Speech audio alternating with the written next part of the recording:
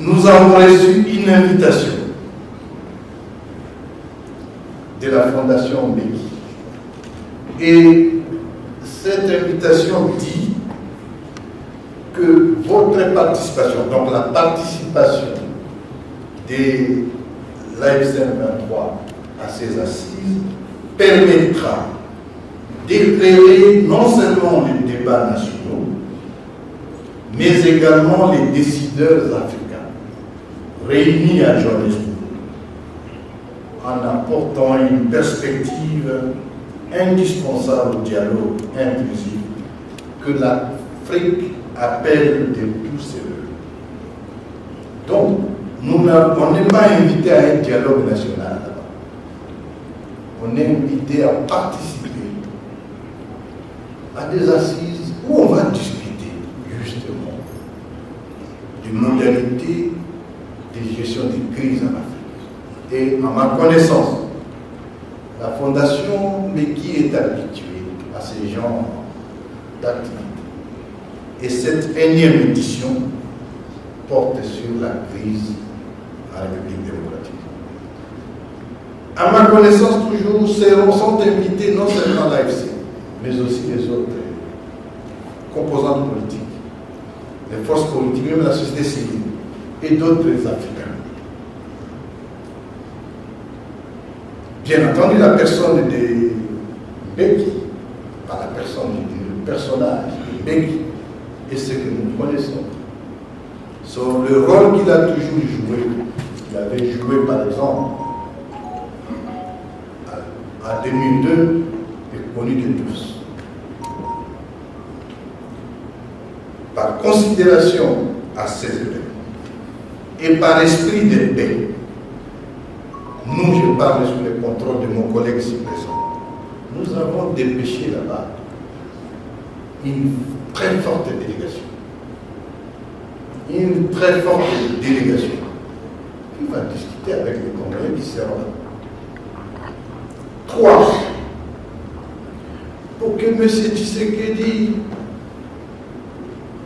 vous dise aujourd'hui qu'il appelle toutes ces initiatives, Amérique, Doha, je ne sais pas moi quoi, distraction. Nous prenons acte. Cependant, qui peut croire à M. Tshisekedi?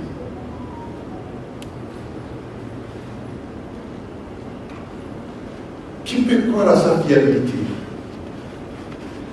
Qui peut croire à sa constance? Je rectifie quand même.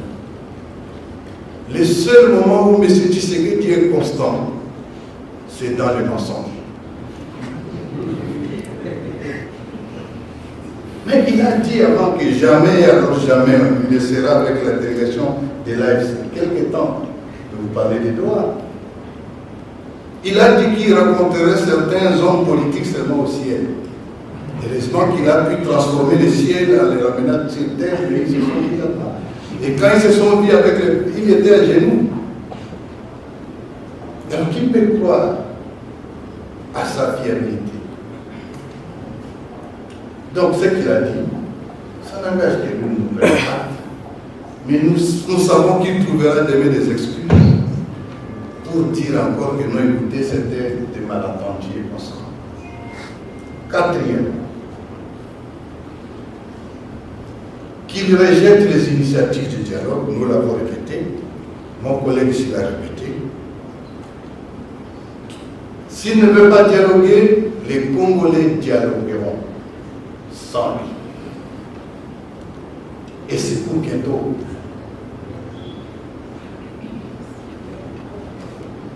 Donc, voilà la position de la diaspora. Et je confirme, nous sommes épris de paix. Nous sommes demandeurs de la paix.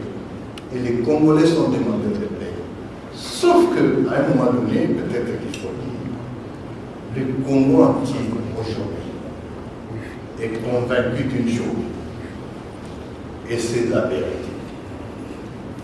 Tous les Congolais, où qu'ils soient, ils savent que si aujourd'hui la Constitution n'a pas été modifiée, c'est grâce à l'action de l'AFC. Et tous ces Congolais savent que le salut du Congo passera par le départ de Tshisekedi. Le problème, c'est lui, son illégitimité, ses mensonges, ses détournements. C'est un voleur, un escroquateur. Le problème, c'est lui. Et le jour où il est, je dirais qu'il est comparable pour ceux qui prient, pour ceux qui lisent la Bible, il est un Jonas qui se retrouve aujourd'hui dans un bateau qui s'appelle Congo. Et ce bateau tangue. Tant que ce Jonas sera dans ce bateau-là, le Congo va tanguer. Et pour avoir calmé la tempête, nous devons le prendre, le sortir et le jeter dans l'eau.